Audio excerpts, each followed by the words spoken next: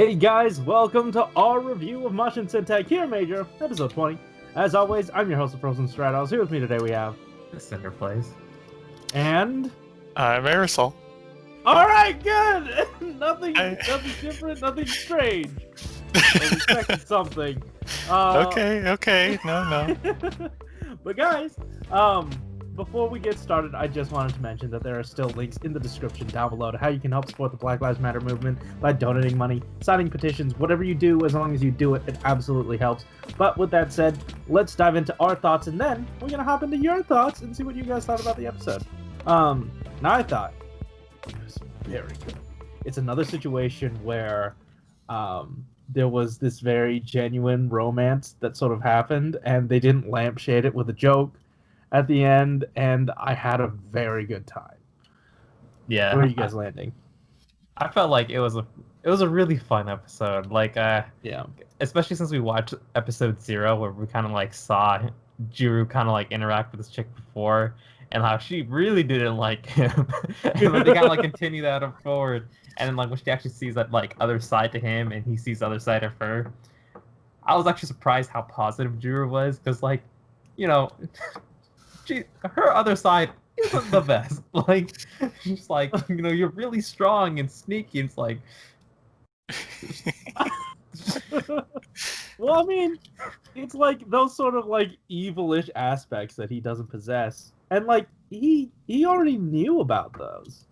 That's why he was able to draw the picture. He like can get a good read on people. yeah.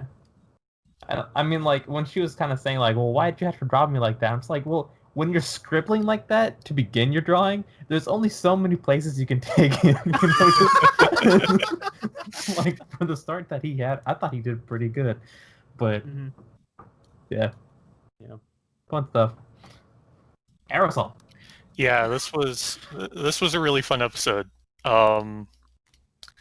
I was not expecting anything from episode 0 to have payoff, or at least her specifically, because she never showed up again.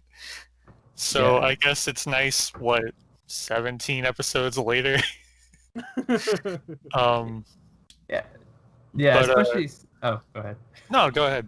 Oh, yeah, especially since like they haven't even like showed Juru's school in like a long while. I think like maybe like the first couple of episodes, but then afterwards everything's been, you know, after school, or as Corey reminded me in the watch along, Sunday mornings. So obviously it just does not like coincide with like his class and stuff. But it was nice to kind of see, like, you know, he's kind of like, that was one of the things at the very beginning of his character where he was just kind of like this nobody. And like he just ends up being like the leader of like this amazing team, but they don't like go back to like that other side of him all too much, and the kind of like that, you know, like that lack of confidence that he used to have, and still kind of has, you know, like the roots of like where it kind of came from. So it was nice to kind of like see that again. The Mars Beast was also really fun this episode. Like when they take it like that step like overboard, where he's not just like, you know, mischievous or like evil, he's like insane almost. I love that it's a I'm gonna make these two people fall in love kind of episode, but he's doing it with objects. Yeah. And it leads to so many just amazing sight gags too. Yeah. When he's like pink in the fridge, I was just like, this guy is easily a genius. Like, we don't even see it happen. Just the hard cut to Pink crawling her way out of a fridge is amazing. Yeah. Like, we gotta see them dig a little bit deeper into their prop closet. Just like, what can we stick on who? You know what? We're getting rid of this fridge. Let's use it. I gotta say though, like, for me, the weakest part, which is not a big knock against it, was like the fact that Juru's whole plan was to, hey, take all this stuff, put it together, and then like smash him with it, I guess. That wasn't his plan. That was Kakihara's plan. He credited her in the middle of that. That wasn't good. She had a Kiramager or whatever, you know? Yeah. It's like, why don't you just get all that stuff and just kill him with it. Like, this episode really endeared me to that character, and I hope she shows up again. And not just that, I like the, doing the high school setting like you were talking about. And bringing him back to his roots, rather. And everything about where he was and what he was doing was so in character. Of course he's in detention. He's not doing any work. He's drawing all the time. Oh, yeah, poor guy. Yeah. Like, he's kind of an airhead, so it makes sense. Yeah, I love it. I love it so much. And we get to see, like, even outside of that friend group, he's still able to... I don't know if it's with his new powers. I feel like it's with the encouragement from, just everyone around him now. He's easily able to make people shine like they do. And it was on full display here. I love it whenever that happens because they seem to handle that really well, which is a concept that, like, on paper would not... You wouldn't think it would work. Like, you put any, like, lucky character. I was thinking about that. Exactly. It wouldn't work with it, like, with any other writing. I don't know what exactly made it work, but it always does. Yeah, it does. Mm-hmm. And I think, like, a lot of the stuff kind of comes with, like, the synergy between the characters. Like, they play off each other, like, really well. I think, like, that one scene where they first get stuck and we have all the Kiramagers kind of, like, trying to figure out, like, what to do with it. Like, they already, like, took off their disguises and stuff, and kind of see, like, how Kakihara's kind of, like, interacting with them, then interacting with Juru, and, like, how they were interacting with, like, Juru in that situation. Like, how they reacted, like, his kind of, like, setup was just, like, really endearing. And I was like, where's Silver, though? And the second he blurts out his name, I was like, there he is. I love that, too, because, like, if you watch last week's preview, it kind of sets the whole episode up to be like, oh, he's going to have to hide his identity the whole episode. Yeah. They're going to be stuck together, and then it's just immediately ruined because Silver can't keep his mouth shut. I loved it. That's such a good bait and switch for previews to do. I would love that more often. Yeah. Oh, man. Fun all the way through. Yeah, definitely. Yeah. Anyway, do you guys have any more thoughts before we dive into some comments? No, it's just ever since coming back from the break, we've been so, like, it's been very Silver heavy. Mm-hmm. The episodes, which is fine. Like, it makes sense that it would be. Yeah. But this week and last week have been a nice break from that before getting back into sort of that plot line next week. Yeah. And I mean, like, I feel like Kiramager strikes a really good balance with everything. Like, they're able to juggle their characters pretty well. The only ones we haven't seen too much of recently, I guess, are, like, the girls. But, like, they still do, like, some substantial stuff within the episode. It would just be nice to get some more. It can happen, Alex. I'm afraid, dude. She didn't do anything. Oh, all right. Let's get into some comments. Double the Unknown. Were you talking to Double the Unknown? Maybe. Double the Unknown says, when I first watched episode 0, I thought Kakihara was going to be a recurring character and was surprised to learn she wasn't a main cast member. Hopefully she comes back a few more times in the series because this was a lot of fun. It's also been a while since Sentai utilized a recurring guest. In parentheses, they've also done a poor job in recent years utilizing some of the main cast members who don't transform. And then Alex, you said, I honestly expected to show up only once more during a finale/epilogue until she won't exist. And then Double the Unknown responds, oh my god. Yeah, that's probably what will happen. I miss the days when Sentai used filler episodes to establish a character's relationship with the people around them that weren't the main cast members. Kiryu Green with his father and girlfriend, Time Yellow, building a relationship with a photographer. Filler episodes used to feel more like a subplot about a specific character, but now are mostly just random stories that have no connection to the rest of the show.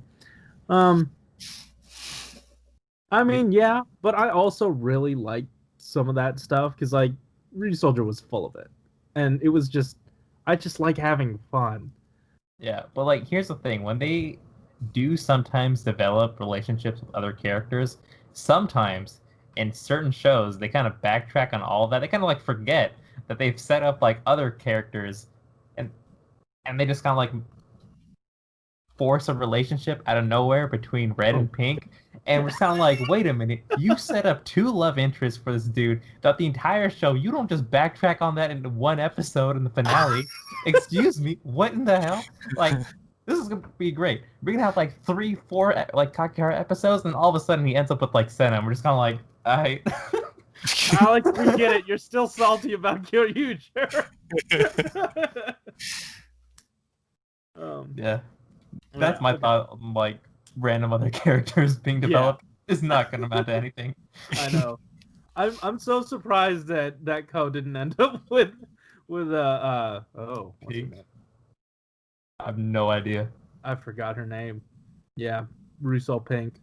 But yeah, anyway, Dustin Smith says Kiramager is killing it. I found it refreshing that instead of bringing in another random one-off girl character, they used the girl from episode 0 and built on the events with her that happened there. Also, it was really Google. Hi, how can I help? Can't help. Sorry, I thought I said okay, Google. No. Also, it was really cool to have an episode of Sentai that brings up the concept of secret identities that are a staple of most superhero media, and something that Super Sentai seems to ignore for the most part.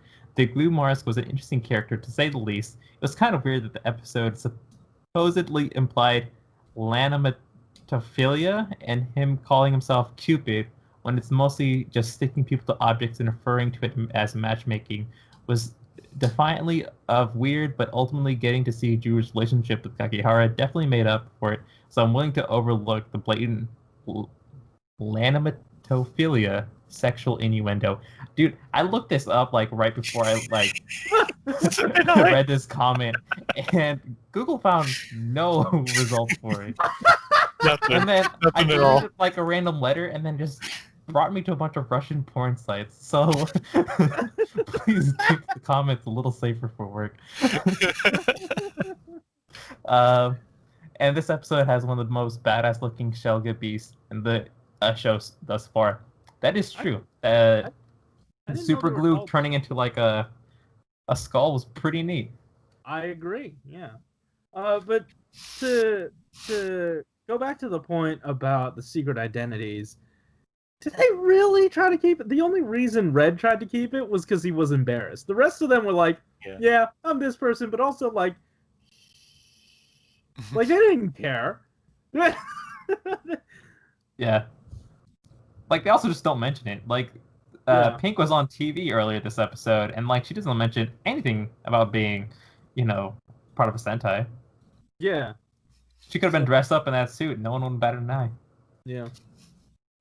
Yeah, I don't know. I don't know what the whole secret identity situation is like. Because I feel like things would be a lot more easy if they didn't have secret identities with this. Like, specifically because their threat isn't really, like, honing in on their friends and family. It's just like, oh, bad guys doing bad stuff each week. Just willy-nilly. There's no, like, rhyme or reason. You don't need a secret identity. Yeah, and they don't have friends or family. Or they have friends, each other, but, like, then it doesn't matter. Like, they don't even have homes to go back to. They just live at the base. I guess so, yeah. That's the only set they built. Yeah. Yeah, guys, thank you for your comments. Alex, thank you for your own comment. Thank you. You're welcome. But yeah, and also, Aresol, thanks once again for hopping on in. I know it's late, but we're doing it here. Yeah, hopefully we'll see you more often than not. if you like these late hours. But anyways, once again, I wanted to mention that there are still links in the description down below to how you can help support the Black Lives Matter movement by donating money, signing petitions, whatever you do, as long as you do it, it absolutely helps. And also tell us in the comments down below what you thought about our thoughts about your thoughts about this episode. And oh no, here it is. Anyways, guys, thanks for watching. Keep it. Yeah, see ya. Bye. Ah. See? Nothing weird. Yeah, okay.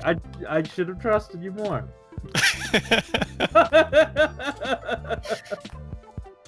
Oh god. I don't know if you noticed, but I changed.